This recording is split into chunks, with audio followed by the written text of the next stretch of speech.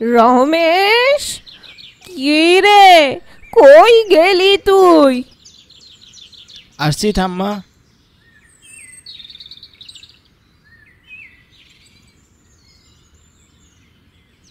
বলো ঠাম্মা, কি লাগবে তোমার? আমার জন্য নিতাইয়ের দোকান থেকে 1 খিলি পান নিয়ে আয় তো খোকা। ঠিক আছে ঠাম্মা, আমি যাচ্ছি, তবে সন্ধ্যাবেলায় কিন্তু গল্প শোনাতে হবে।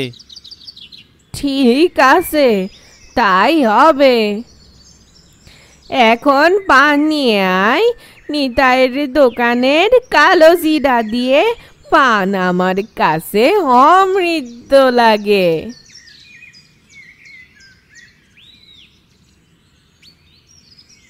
সুজলা সুফলা সৌন্দর্যে ভরা আমাদের মধুপুর গ্রাম আসলেই মধুর মতোই মিষ্টি। এই গ্রামের আলো, বাতাস, পথ প্রান্তর সব কিছু। গ্রামের কাঁচা পাকা রাস্তা আমার বড্ড ভালো লাগে। ভালো লাগে গ্রামের কাঁচা মাটির গ্রান। আমি রমেশ দাস, সবেমাত্র ইন্টারমিডিয়েট পরীক্ষা দিয়েছি। আমার বাবা শহরে থাকে, তার ইচ্ছে ছিল আমাকে তার সাথে শহরে নিয়ে যাবে, কিন্তু আমি যেতে চাইনি। বাড়িতে ঠাম্মা একা। হাঁটতে হাঁটতে আমি নিতাইদার চা দোকানের সামনে চলে আসি। নিতাই দাদা, আমার ঠাম্মার জন্য 2 খিলি পান বানিয়ে দাও তো। বস, আমি এক্ষুনি দিচ্ছি। মাকে আর বাঁচানো গেল না। তোর মায়ের তো তেমন কোনো বড় অসুখ ছিল না। না দাদা, আমি শহরে গিয়ে মাকে একবার বড় হাসপাতালে দেখিয়েছিলাম। ওইখানে টেস্ট করে কোনো অসুখ ধরা পড়েনি। গতকাল রাতে হঠাৎ মায়ের খুব বেশি কাশি শুরু হয়, আর তারপর সাথে সাথে আমার বাড়ির নরেন ডাক্তার আসেন। আমার কথা হচ্ছে নাকি? হ্যাঁ, সুরেশ কথা বলতেই পারল না, তার আগেই নরেন ডাক্তার এসে হাজির নিতাই দাদার দোকানে। হ্যাঁ, আপনার কথাই বলছিলাম। আপনি কাল সময় মতো আসার পরেও মাকে বাঁচানো গেল না। ভগবান যদি তার কাছে নিয়ে যায়, আমার কি করার বলো? দুঃখ করো না, তোমার মা ভালোই আছে, স্বর্গে আছে।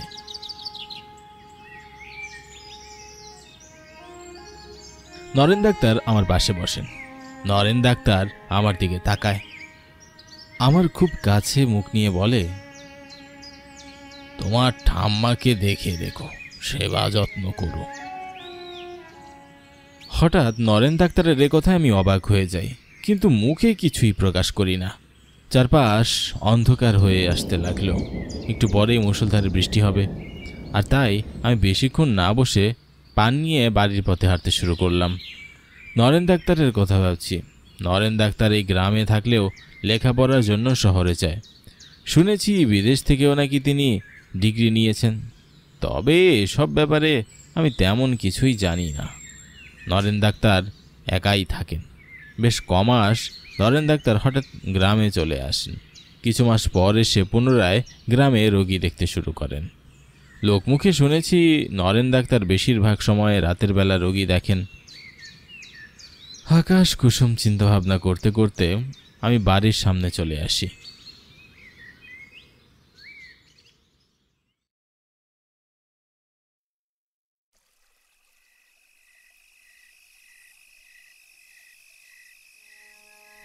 কি হয়েছে ঠাম্মা তোমার? ঠাম্মার কাশির শব্দ শুনে আমি ঠাম্মার রুমে যাই। ঠাম্মার কপালে হাত রেখে আমি আঁতকে উঠি। হে কি ঠাম্মা, তোমার গায়ে তো অনেক জ্বর। হ্যালো বন্ধুরা, আজ আমি 1xBet নামে একটি অ্যাপ সম্পর্কে বলতে চাই, যেটি সবচেয়ে বিশ্বস্ত বুকমেকার। পিএসজি এবং সেরিয়া এ এই অ্যাপের স্পন্সর। অন্য অ্যাপের তুলনায় এখানে জেতার সম্ভাবনা অনেক বেশি। 30 ডিসেম্বর বাংলাদেশ প্রিমিয়ার লিগ শুরু হবে এবং সমস্ত ক্রিকেট প্রেমীদের জন্য আপনাদের প্রিয় দলকে সমর্থন করার দুর্দান্ত সুযোগ। এই অ্যাপে আপনি সমস্ত ম্যাচের লাইভ ফলাফল এবং সেই ম্যাচটি লাইভ দেখতে পারবেন। আপনি স্কোরের ভবিষ্যৎবাণী করে বাজি ধরতে পারেন এবং বিএমডব্লিউ গাড়ি, আইফোন, ল্যাপটপ এবং আরও অনেক কিছুর মতো নগদ পুরস্কার জেতার সুযোগ রয়েছে। এখানে ক্র্যাশ গেম আছে, প্লেন যত উপরে যাবে তত বেশি টাকা পাবেন। এছাড়াও বিভিন্ন ধরনের গেম রয়েছে, আপনি যা খুশি তা বেছে নিতে পারেন। পারেন এবং রেজিস্ট্রেশন করার সময় আমার প্রচার কোড 1 ডাক ব্যবহার করে প্রথমবারের মতো জমাতে পারেন 12,000 টাকা পর্যন্ত এবং ফ্রি স্পিন। আপনি সহজেই পেটিএম, ব্যাংক, নগদ, বিকাশ, রকেট এবং অন্যান্য সহজ পদ্ধতির মাধ্যমে আপনার জেতা টাকা তুলতে পারেন। আমি অনেকদিন ধরে এটি ব্যবহার করছি, আপনিও ব্যবহার করতে পারেন। তাহলে আর দেরি কিসের? পিন কমেন্টে লিংক দেওয়া আছে, লিংকে ক্লিক করে রেজিস্ট্রেশন করুন অথবা গুগলে 1xbet সার্চ করে রেজিস্ট্রেশন করুন এবং রেজিস্ট্রেশনের সময় আমার দেওয়া প্রোমো কোড 1 ডাক ব্যবহার করুন এবং বোনাস পান। হ্যাঁ রে, হঠাৎ করে খারাপ লাগছে। কি করব আমি এখন? ঠাম্মা, তুমি একটু অপেক্ষা করো, আমি এখনই ডাক্তার নিয়ে আসছি। ঠাম্মাকে রেখে আমি দৌড়ে বাড়ির বাইরে আসি। ঠাম্মার জন্য অনেক চিন্তা হচ্ছে। ঠাম্মাকে আমি অনেক ভালোবাসি। তার একটু কষ্টে আমার বুকটা ফেটে যায়। আমি নরেন ডাক্তারের বাড়ির উদ্দেশ্যে বেরিয়েছি। এই গ্রামে এই একজন ডাক্তার। আগে অবশ্যই আরও ডাক্তার ছিল, হঠাৎ তারা গ্রাম ছেড়ে চলে গেছে। হরণ ডাক্তার কোনো কারণ ছাড়াই একদিন আত্মহত্যা করে বসে, কিন্তু কেন সে এমন করেছে কেউ জানে না। তাই গ্রামের মানুষের ভরসা এখন শুধু এই নরেন ডাক্তারের উপর। হঠাৎ নরেন ডাক্তারকে দেখে আমি থমকে দাঁড়াই। নরেন ডাক্তার? সে একটা কালো ব্যাগ হাতে নিয়ে আমার দিকে এগিয়ে আসছে। এত রাতে নরেন ডাক্তার কোথায় যায়? রমেশ, তুমি আমাকে ডাকতে এসছো নিশ্চয়ই? হ্যাঁ, মানে আমিও তোমার বাড়ি দিয়েই যাচ্ছিলাম। তোমার ঠাম্মার তো খুব জ্বর। নরেন ডাক্তারের কথা আমি বাকরুদ্ধ হয়ে গেলাম। আমি যে নরেন ডাক্তারকে ডাকতে এসেছি সে আগে থেকে জানলো কি করে? আর ঠাম্মার অসুস্থতার কথা সেটা কিভাবে জানলো? আমি তো নরেন ডাক্তারকে ফোন করেও কিছু বলিনি। মনের ভিতর প্রশ্ন রেখে নরেন ডাক্তারের মুখের দিকে আমি তাকিয়ে আছি। চলো তাড়াতাড়ি বাড়ি যাই। অসুস্থ একটা মানুষ একা তাকে রাখা মোটেও ঠিক না। আমি ঘোর ধরা চোখে নরেন ডাক্তারের পেছনে পেছনে যাচ্ছি। হতে পারে ব্যাপারটা পুরোপুরি কাকতালীয়। আমি এত কিছু না ভেবে ঠাম্মাকে নিয়ে ভাবতে শুরু করলাম। এত রাতে ডাক্তার পেয়েছি এই অনেক। আমি নরেন ডাক্তারকে নিয়ে বাড়ি আসি।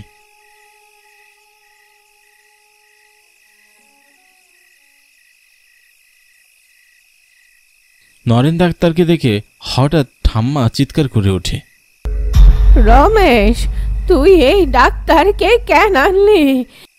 ওরে চলে যাইতে ক। আচমকা ঠাম্মার এমন ব্যবহারে আমি হকচকিয়ে যাই। ঠাম্মা বেশ ভয় পেয়ে জড়সড় হয়ে বসে আছে, কিন্তু নরেন ডাক্তার একদমই শান্তভাবে ঠাম্মার বিছানার পাশে গিয়ে বসে। শান্ত হন পিসিমা, আপনি এক্ষুনি সুস্থ হয়ে যাবেন। নরেন ডাক্তার আমার ঠাম্মার কপালে হাত রাখতেই ঠাম্মা পুরোপুরি শান্ত হয়ে যায়। আমি অবাক হয়ে দেখছি। বেশ কিছুক্ষণ পর নরেন ডাক্তার হাত সরিয়ে আমার দিকে তাকায়। আমি তার চোখ দেখে ভয়ে বিস্ময়ে আটকে উঠি। নরেন ডাক্তারের চোখ লাল হয়ে আসছে।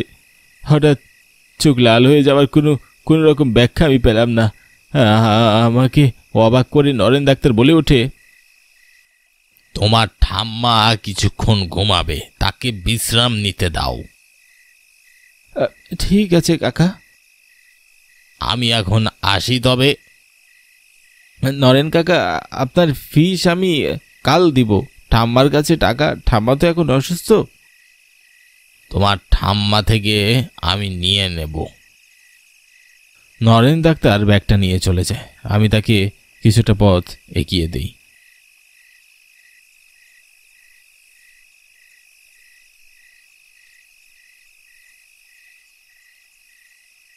কি আশ্চর্য, ঠাম্মার পুরো শরীর ঠান্ডা হয়ে আছে। কিছুক্ষণ আগেও তো জ্বরে শরীর পুড়ে যাচ্ছিল। যাক, জ্বরটা তবে কমেছে। আমি সারা রাত ঠাম্মার কাছেই বসে রইলাম। ভোরের দিকে আমার চোখ লেগে আসে।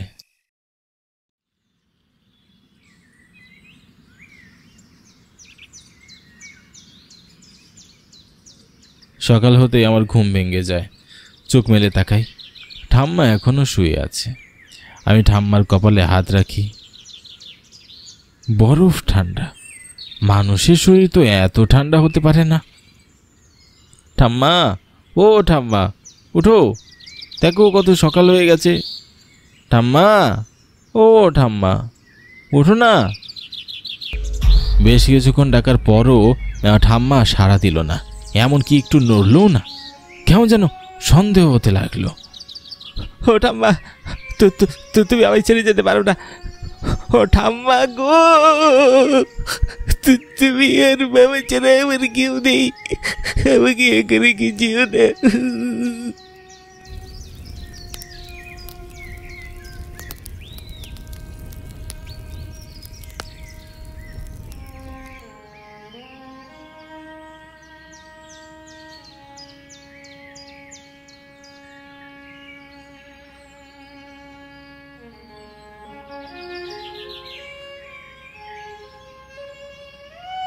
আমার দিদাকে বাঁচাতে পারলাম না, এত অল্প জোরে এভাবে মারা যাবে আমরা কেউ কল্পনাও করতে পারিনি।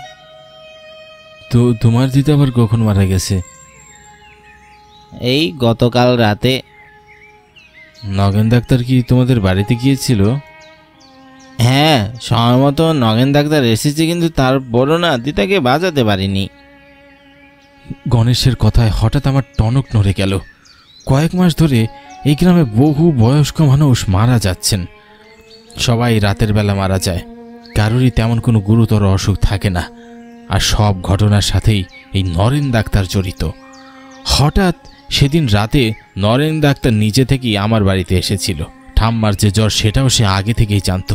আচ্ছা, এই মৃত্যুগুলোর পিছনে নরেন ডাক্তারের হাত নেই তো? আমাকে এই ব্যাপারটা জানতেই হবে।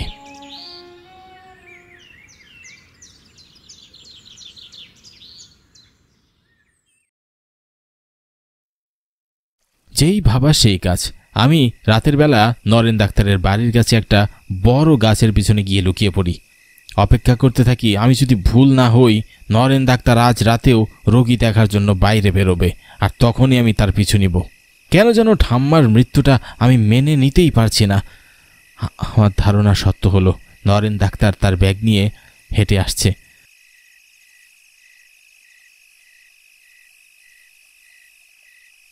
আমার ইচ্ছে করছে তার সামনে গিয়ে সব জিজ্ঞাসা করতে, কিন্তু আমার হাতে তো কোনো প্রমাণ নেই।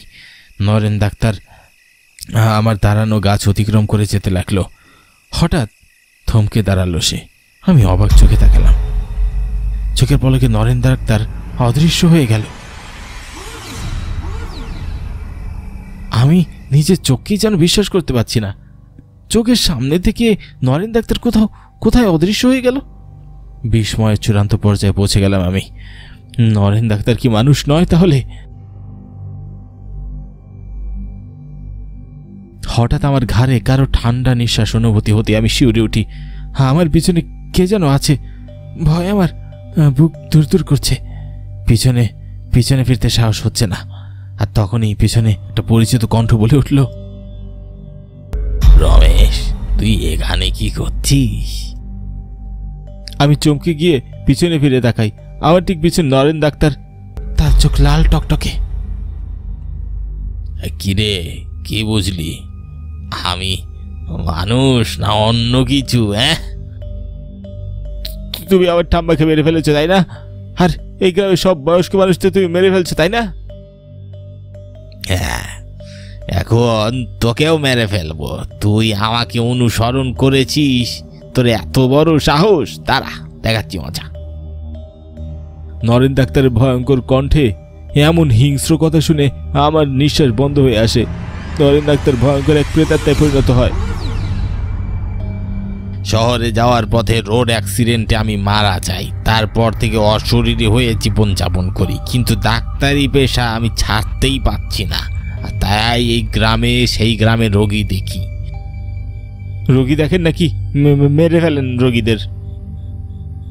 কি করব বলো, এখন তো আমি মানুষ না, আমার রক্ত খেতে মন চায়, তাই আমি বয়স্ক মানুষদের মারি। তারা তো এমনিও কিছু বছর পর মারাই যাবে। আপনি এটা ঠিক করছেন না। আপনি আমার ঠাম্মাকে ফিরিয়ে দিন বলছি। ফিরিয়ে তো দিতে পারবো না, এমন হলে তো আমি নিজেই ফিরে আসতাম। তবে এক কাজ করতে পারি, তোকে তোর ঠাম্মার কাছে পাঠিয়ে দিতে পারি। নরেন ডাক্তার তার ভয়ঙ্কর হাতে আমার গলা চেপে ধরে। আমি ব্যথায় আর্তনাদ করতে থাকি, চোখে ঝাপসা দেখতে থাকি। এই বুঝিয়ে আমার শেষ রাত। তখনই আমার ঠাম্মার কণ্ঠ আমি শুনতে পাই, আমার নাতনিরে সাইরা দে, না হয় তোরে আমি সারুমু না। আমি আমার মৃত ঠাম্মাকে দেখতে পেলাম। ভয়ে আবার চোখ বন্ধ হয়ে আসছে। আমি নিয়ন্ত্রণ হারিয়ে মাটিতে লুটিয়ে পড়ি।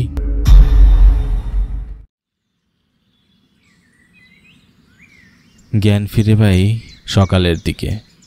রাতের সব ঘটনা মনে করে আমি শিউরে উঠি।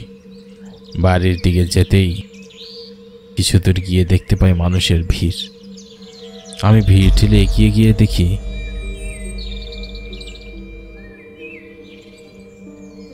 নরেন ডাক্তারের মৃতদেহ, সারা শরীর রক্তে, কামড়ের দাগ। আমার আর বুঝতে বাকি রইল না এটা কে করতে পারে। ঠাম্মার কথা মনে পড়তেই চোখ ভিজে আসে। ঠাম্মাই আমাকে বাঁচিয়েছে। কই গগিন্নি, কোথায় গেলে? আমি বেরিয়ে গেলাম। আসতে রাত হবে, তুমি সাবধানে থেকো।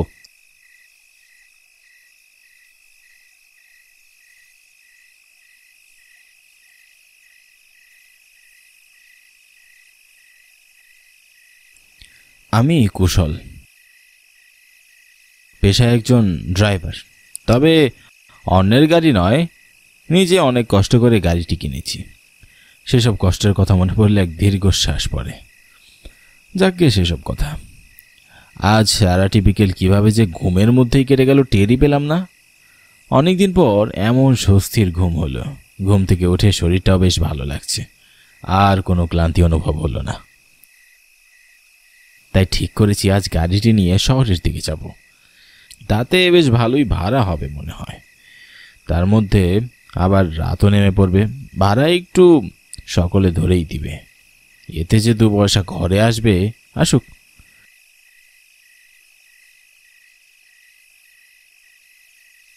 দিয়ে আসলাম। ঠিক তখন আমার চোখে পড়ল রমণী কাকি আর রঘু কাকাকে।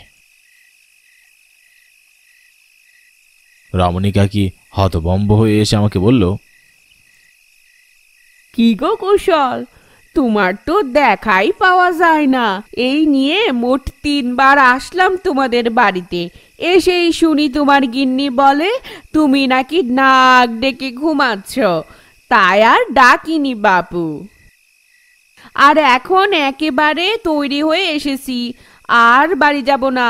তুমি আমাদের একটু পাশের গ্রামটাই ছেড়ে দাও দেখি।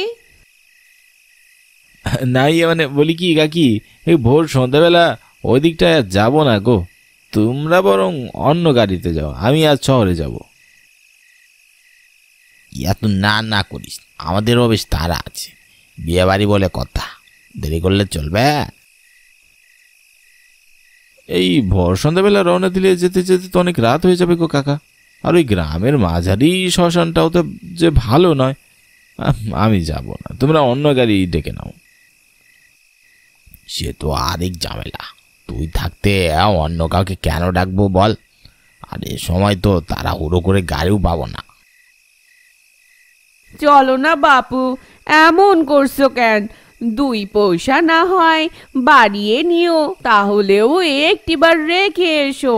ভাইজির বিয়ে বলে কথা, দেরি হয়ে গেলে সে 7 কথা শোনাবে। কাকা আর কাকি দুজনেই একেবারে নাছোড়বান্দা, কিছুতেই ছাড়তে রাজি হচ্ছেন না। এ পর্যায়ে আমিও আর না করতে পারলাম না। শেষমেশ তাদের অনুরোধে রাজি হয়ে গেলাম। তবে মনটা সায় দিতে চাইছিল না, কিন্তু কি আর করার, নাছোড়বান্দা হয়ে যেতেই হলো। তাই আর বেশি দেরি করলাম না, রঘু কাকা কাকিদের নিয়ে রওনা দিলাম।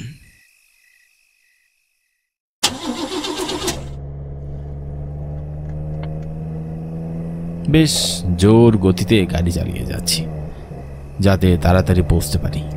গ্রামের পথটাও অনেক। এই গ্রাম থেকে অলন্দপুর যেতে বেশ সময় লাগে। বেশ আন্দাজ করতে পারছি ফিরতে ফিরতে রাত হয়ে যাবে। এমনিতেই সন্ধ্যা নেমে গিয়েছে এর মধ্যে। চারপাশটাও বেশ ফাঁকা ফাঁকা, বেশ জরাজীর্ণ হয়ে রয়েছে। মনে হচ্ছে যেন নিশুতি রাত। কাকা কাকিও যেন কথা বলছেন না, তারাও চুপচাপ।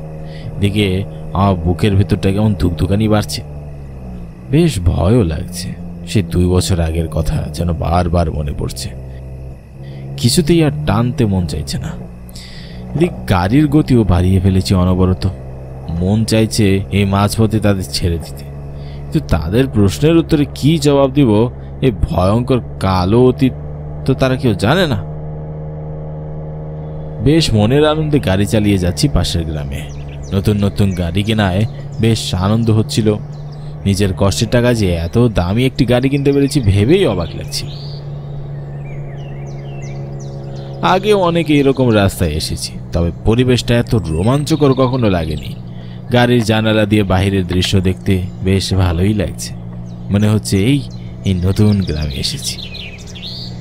বাইরের দৃশ্যের দিকে তাকিয়ে থাকতে কখন যে বাচ্চা ছেলেটি আমার সামনে এসে বলছে খেয়ালই করিনি। গাড়ির ধাক্কায় একেবারে হুমড়ি খেয়ে ছিটকে গেল দূরে। আমি দ্রুত গাড়ি থেকে নেমে ছেলেটির কাছে গেলাম। তার মাথা ফেটে রক্তের বন্যা বয়ে যাচ্ছে। ছেলেটির কোনো চিৎকার বা হুঁশ নেই। এ দেখে আমি ঘাবড়ে গেলাম। বেশ বুঝতে পারছিলাম আমার বেখিয়ালিপনায় নিষ্পাপ একটি শিশুর প্রাণ গেল। হঠাৎই সে সময় এক মধ্যবয়সী মহিলা ছুটে এসে বলতে লাগলো, আমার নিতাই, কি হয়েছে বাবা তোর? কথা বলছিস না কেন বাবা? ও আমার শখের ছেলে রে, কথা বল বাপজান, কথা বল। তোর মাথা থেকে যে রক্ত গড় গড়িয়ে পড়ছে রে, কথা বল নিতাই, তোর মা যে তোকে ডাকছে।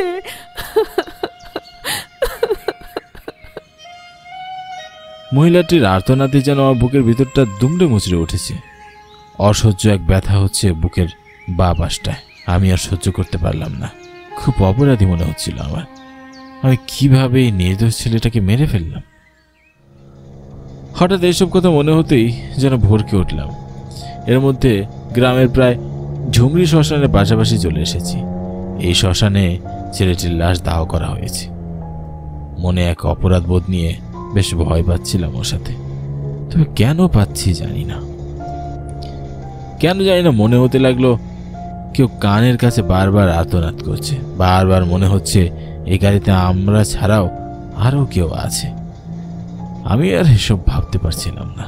মনে হচ্ছে এখনই হয়তো জ্ঞান হারাবো। কুশল, এবার থাম। আর কত দূর যাবি? বিয়ে বাড়ি তো পৌঁছে গেছি। কাকার গলা স্বর শুনে যেন চমকে উঠলাম। তবে তাদেরকে বুঝতে দিলাম না আমি যে একটু ভয়ে আছি। বেশ স্বাভাবিক কণ্ঠে বললাম, অন্যমনস্ক হয়ে পড়েছিলাম। এবার গাড়িটা থামা, আমরা নেমে পড়ি।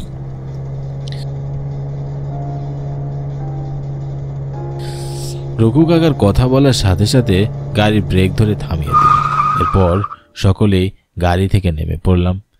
এ সময় হঠাৎ রমণী কাকি বলে উঠল, কি এত ভাবছিস শুনি যে গন্তব্য ছেড়ে অন্য জায়গায় চলে যাচ্ছিলিস?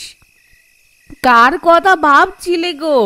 নিশ্চয় তোমার পরম কাছের গিন্নির কথা। না না কাকি, কি যে বলো না তুমি। চল না কুশল, আমাদের সাথে খাওয়া দাওয়া করে একসাথে বাড়ি ফিরবি। না গো কাকা, আজ না, অন্য একদিন। প্রতিদিন কি এমন সুযোগ আছে রে? অত ছাড়া চল, তো আর কথা বাড়াস না। রঘু কাকা আমায় বেশ জোরাজোরি করলেন, তবে আমি রাজি হলাম না। এক পর্যায়ে তারা আমার কাছে হার মেনে বিয়ে বাড়িতে ঢুকে গেল।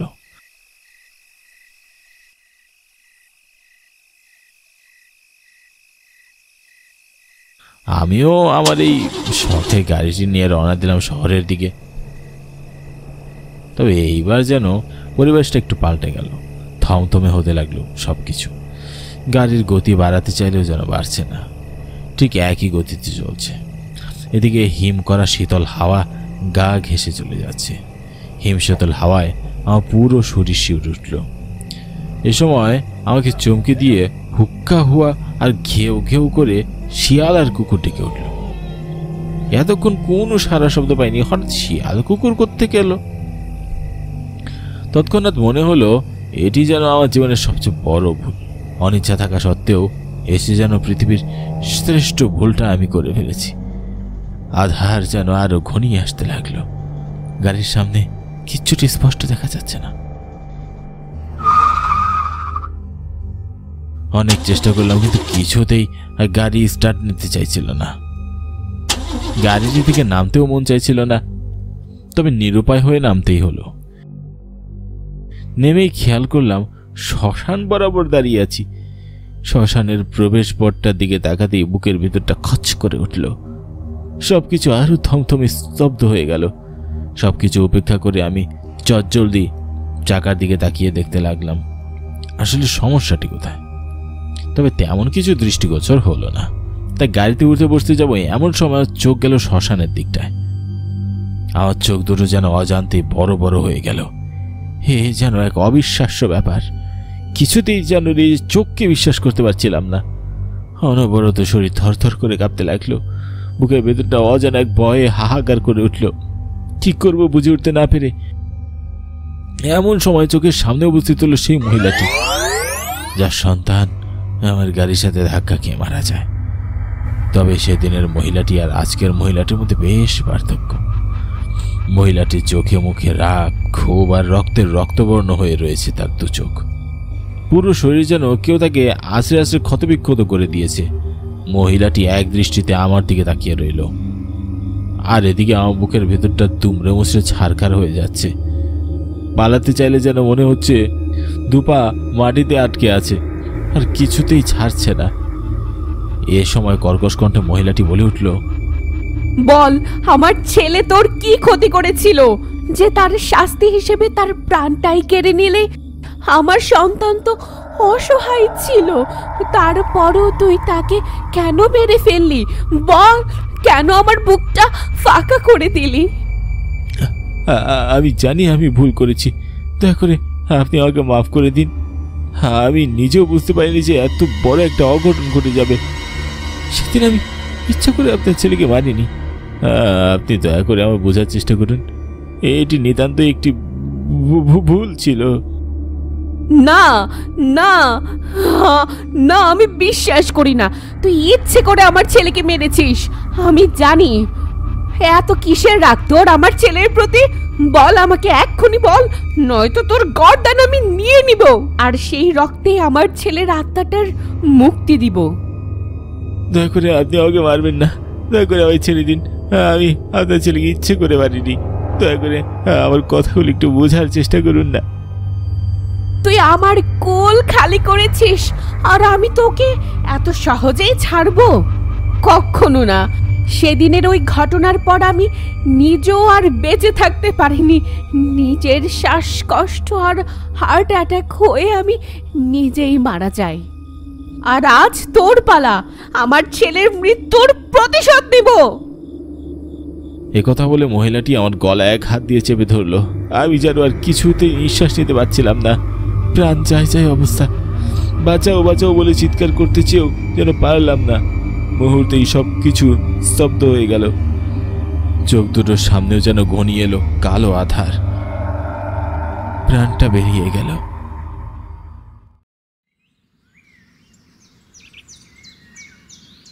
পরদিন সকাল, ঝুমরি শ্মশানের পাশে একটি বড় গাছটায় আমার লাশটি ঝুলিয়ে রাখা হলো। এই লাশটি দেখার জন্য যেন মানুষের ঢল পড়ে গিয়েছে, কিন্তু কেউ জানতে পারল না এই মৃত্যুর কারণ কি। সবার কাছেই এক কঠিন ধাঁধা। তবে আসলে কি আমি সেদিন দোষী ছিলাম?